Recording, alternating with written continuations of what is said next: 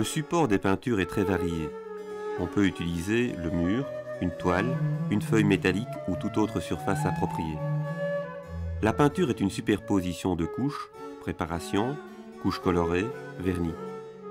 Tous ces éléments interfèrent les uns par rapport aux autres et ont des comportements, des vieillissements spécifiques.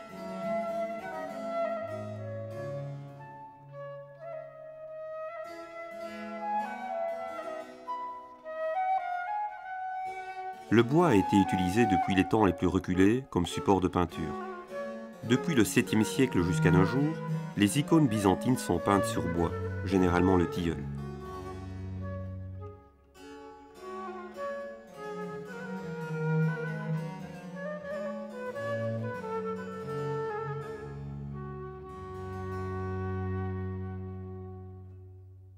Dans nos régions, le bois le plus utilisé est le chêne. Les tableaux traités sont tous peints sur des panneaux de chêne. La Fondation Roi-Baudouin, soucieuse de notre patrimoine culturel, a mené récemment une campagne de restauration de peintures anciennes. Le chêne est un arbre des régions tempérées.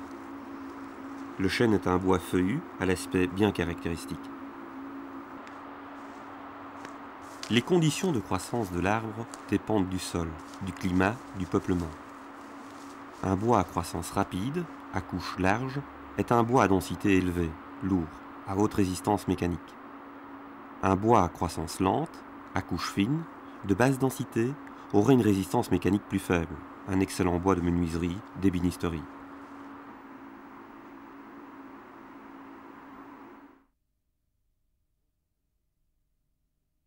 La dendrochronologie, qui se base sur la mesure des anneaux de croissance, permet de localiser la provenance, d'en déterminer la date d'abattage, enfin de dater approximativement une peinture.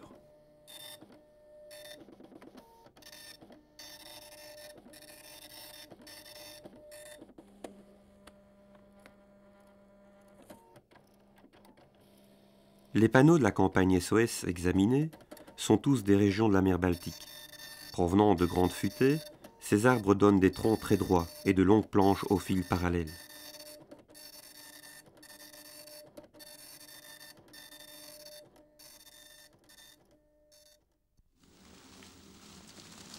Les planches sont débitées sur quartier. Les anneaux de croissance sont alors perpendiculaires à la surface de la peinture. Au moyen de coins et d'une masse, on pratique le débitage sur le bois frais avant séchage.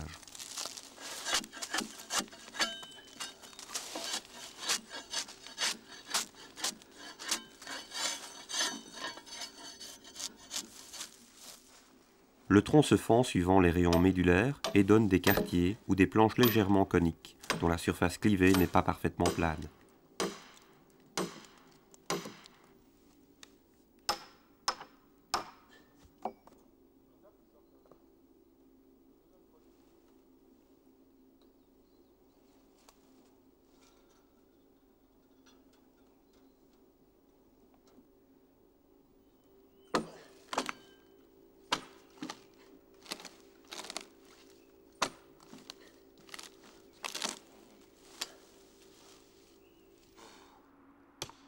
Lorsque le cœur trop dur et l'aubier attaquable par les insectes sont éliminés, il reste une planche de maximum une trentaine de centimètres de large.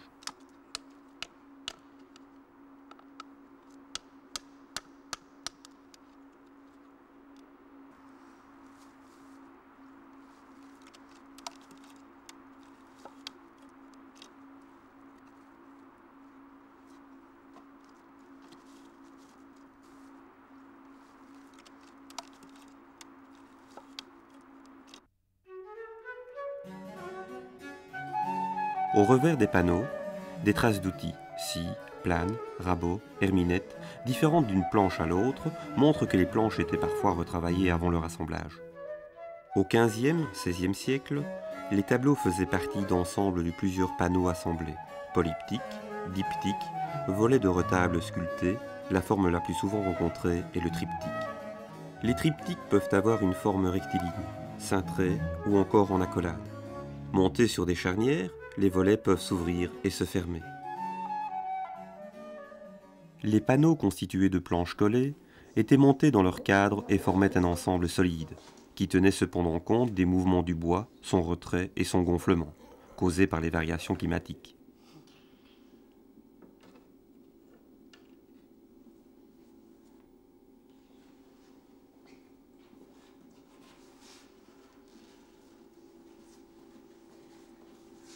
Les planches, le plus souvent prises dans le sens de la plus grande longueur, sont toujours collées à joints plats à la colle animale, avec comme seul élément d'assemblage des tourillons, pièces de bois plus ou moins cylindriques enfoncées dans un trou foré dans l'épaisseur du panneau, généralement 3 sur la longueur.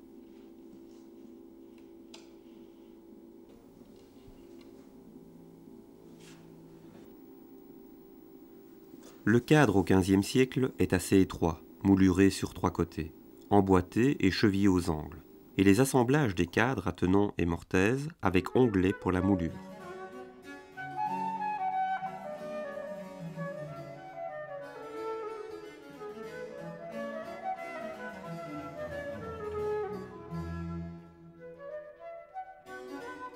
À partir du XVIe siècle, cette pratique est progressivement abandonnée et les tableaux sont fixés dans des cadres abattés. Ils deviennent donc des éléments indépendants. Cadres et panneaux assemblés sont alors prêts à être enduits de préparation et à être peints. Une préparation mince est vraisemblablement posée au pinceau et au couteau à enduire, grattée et poncée pour obtenir une surface lisse. Elle est ensuite isolée à l'huile cicative, couche d'imperméabilisation, de façon à éviter qu'elle n'absorbe trop le liant de la couche picturale. Elle fournit un ton de base clair aux couleurs qui s'y superposent. Un dessin de mise en place ou dessin sous-jacent, fait soit en encre noire, au pinceau ou parfois à la plume, soit avec un outil dur, la pierre noire, situe les formes dans les compositions, précise les contours et prépare le modelé par des hachures indiquant les zones d'ombre. Noir sur blanc, ce dessin est parfois apparent grâce à la transparence de la couche picturale. Il est rendu plus visible par la photographie infrarouge ou la réflectographie infrarouge.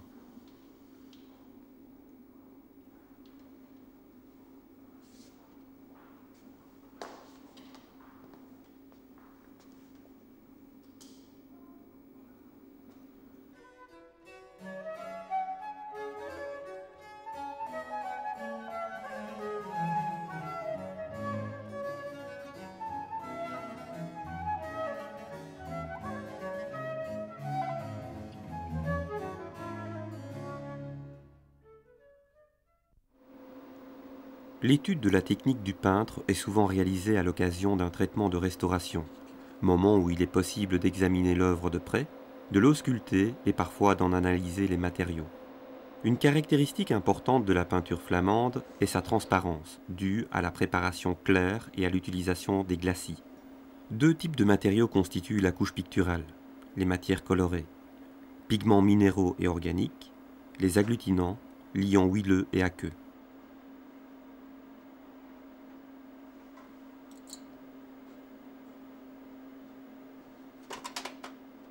Les examens permettent de voir que les pigments sont mélangés à raison de 2 ou 3, rarement plus, sans doute pour préserver la pureté et l'intensité des couleurs.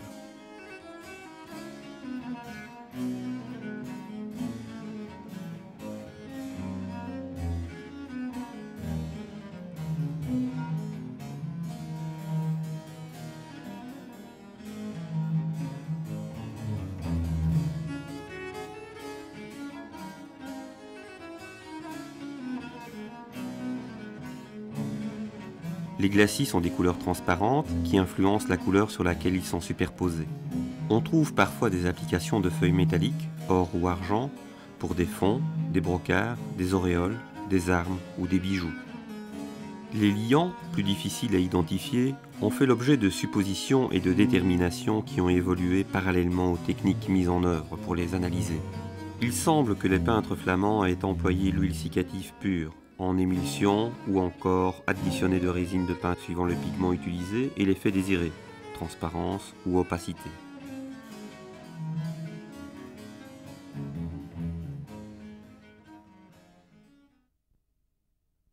La conservation prime sur la restauration. Tout objet en bois peint est sensible au changement de climat. Plus que la température, c'est l'humidité relative qui fait gonfler ou se contracter le bois.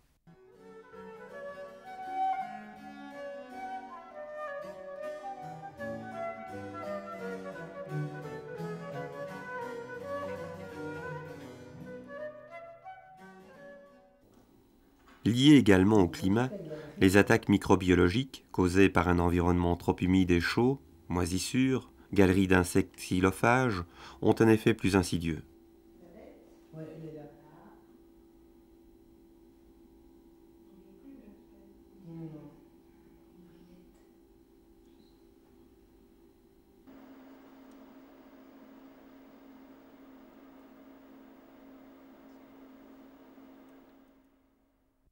Au niveau de la couche picturale, pour les peintures anciennes, le réseau de craquelures causées par les mouvements du support n'est pas considéré comme une altération, mais plutôt comme le résultat du vieillissement naturel.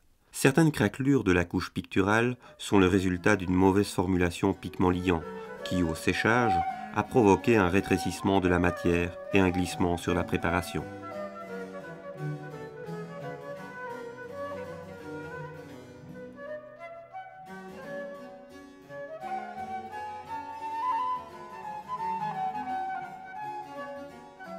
L'éclairage trop intense et riche en ultraviolets cause de dégradation des peintures et des vernis. Les vernis, résine naturelle, s'oxydent à la lumière et deviennent jaunes à brun.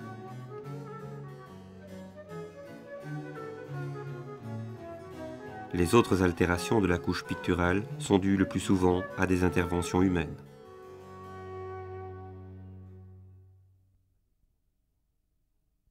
La documentation avant traitement doit servir de témoin de l'état et de justification pour celui-ci.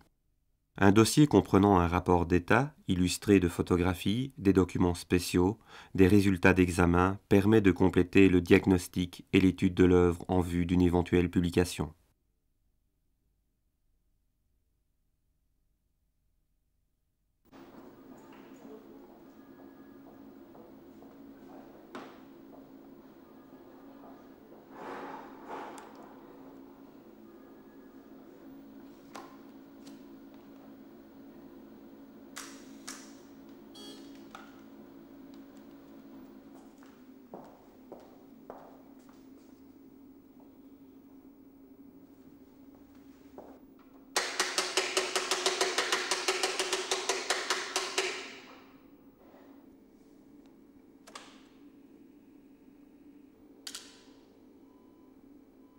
Le but du traitement de conservation est de trouver la méthode la plus sûre qui, à la fois, remédie aux dégâts et ne mette pas en danger l'avenir de l'objet. Un principe, actuellement, est la réversibilité.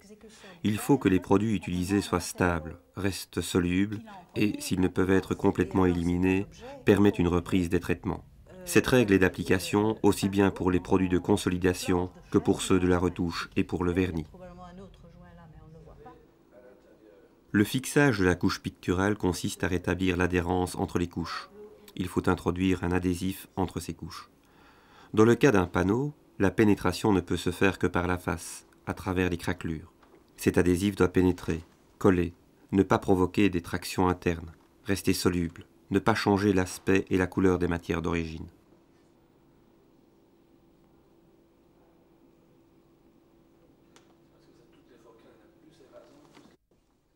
Les produits de fixage sont des produits aqueux ou non, des résines naturelles ou synthétiques, des cires. On choisit le produit en fonction de la nature et de l'aspect de l'œuvre. La cire se liquéfie et pénètre bien à chaud, alors que les autres adhésifs demandent un solvant organique ou l'eau pour être véhiculés dans la matière à consolider.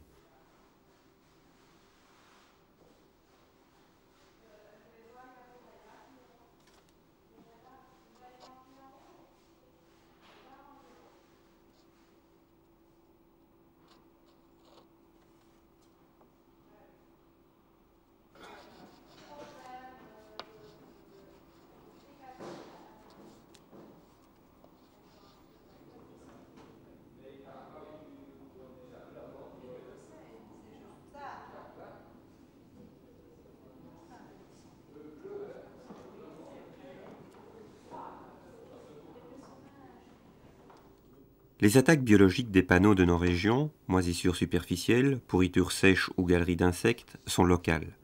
Les traitements se réduisent le plus souvent en une application locale de produits désinfectants ou consolidants.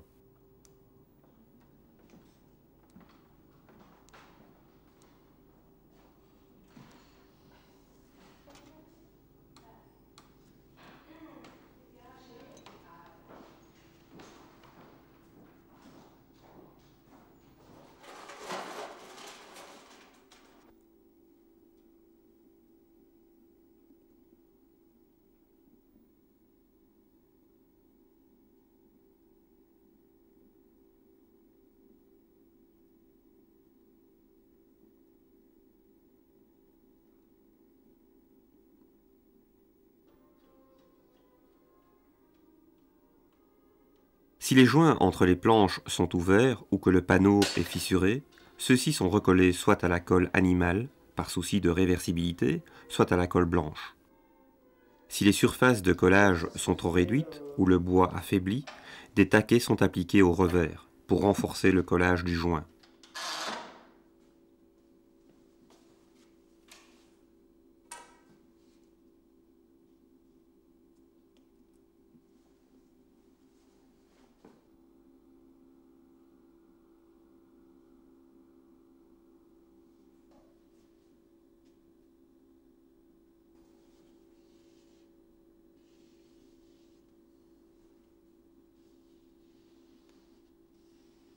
Très souvent, le panneau a pris une courbure convexe causée par le fait qu'une face est maintenue plane par la couche picturale, alors que la face arrière est exposée au changement ou encore à des tensions provoquées par l'encadrement.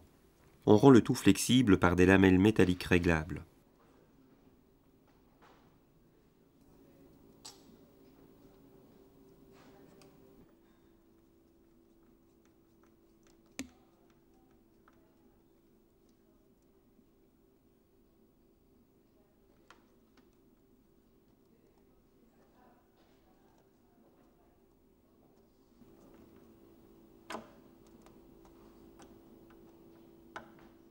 Dans certains cas, des profilés d'aluminium coulissants fixés à l'arrière d'un panneau par des taquets de petite surface servent de consolidation pour un panneau dont la structure est fragile, ou alors le cadre et sa fixation sont adaptés à la courbure.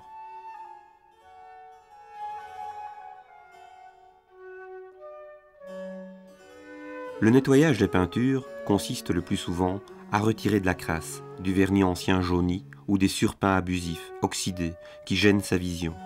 C'est une opération dangereuse pour la matière picturale. Elle requiert la plus grande prudence. L'enlèvement de ce vernis jaune et des surpeints ne peut être entrepris que sur la base d'une bonne connaissance de l'état de la couche picturale et de ses altérations.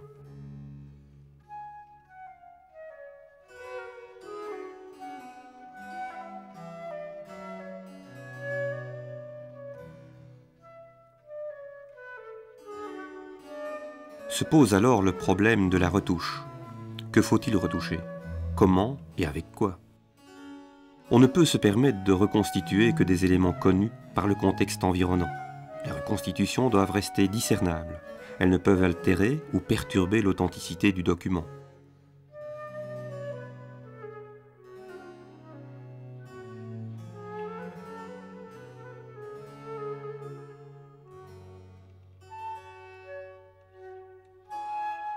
Les matériaux utilisés pour la retouche doivent être stables, ne pas changer de couleur et rester solubles dans des solvants qui n'attaquent pas la peinture originale.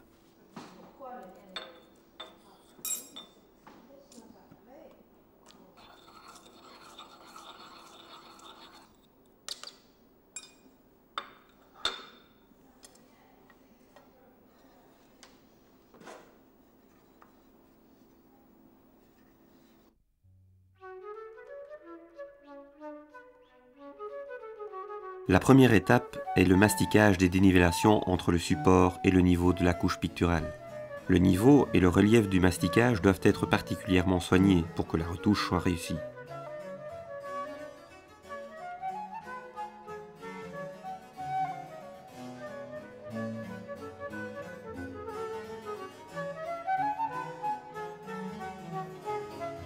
La manière de faire la retouche peut varier entre la retouche illusionniste, la retouche tramée, l'intégration partielle qui reste plus ou moins visible, et même dans le cas d'œuvres très lacunaires, les lacunes laissées apparentes.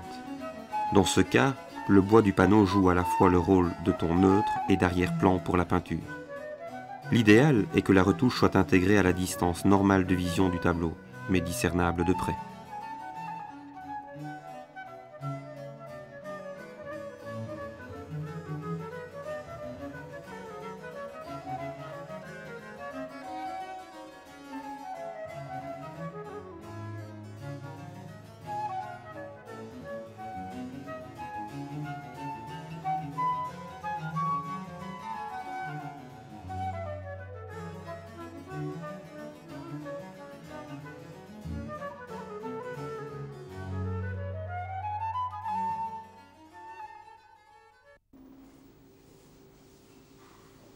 Le vernissage a pour but d'unifier la surface et de protéger la couche picturale. Les vernis sont constitués d'une résine et d'un solvant.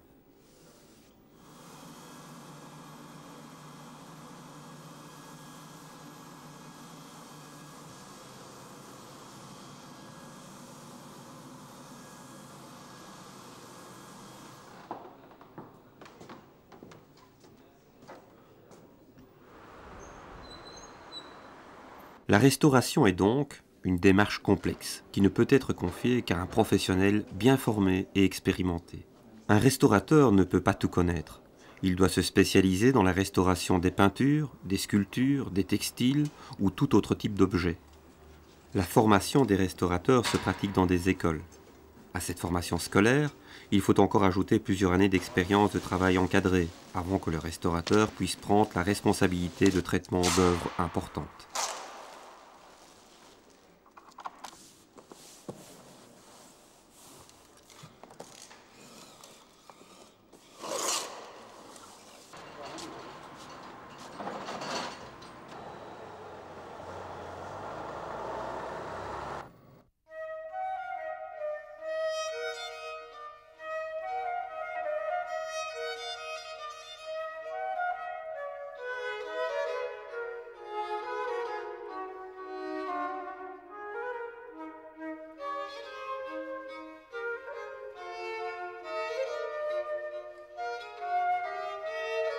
Cette campagne SOS Peinture sur panneau, organisée par la Fondation Roi-Baudouin, contribuera à mieux faire comprendre combien il est nécessaire d'apporter à cette part importante de notre patrimoine artistique l'attention et les soins très spécialisés qu'elle mérite.